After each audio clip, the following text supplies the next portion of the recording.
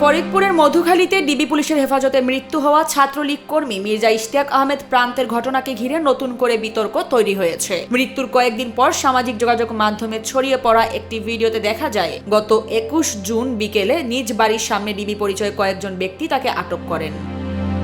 ভিডিওতে এক পর্যায়ে প্রান্তকে টানা হেঁচড়া, তল্লাশি, গালিগালাজ ও থাপ্পড় মারার দৃশ্য দেখা যায়। তাছাড়া তাকে কান ধরে দাঁড়িয়ে থাকতে বাধ্য করার দৃশ্য রয়েছে। পরে একটি সাদা মাইক্রোবাসে নারী সদস্য সহ আরো কয়েকজন এসে অভিযানে যোগ দেন এবং প্রান্তকে নিয়ে যান।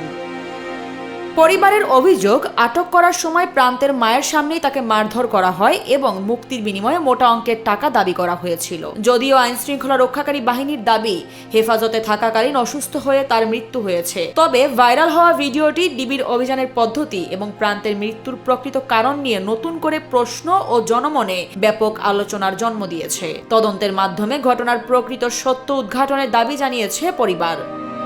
আরিফা পুষ্প, নিরপেক্ষ।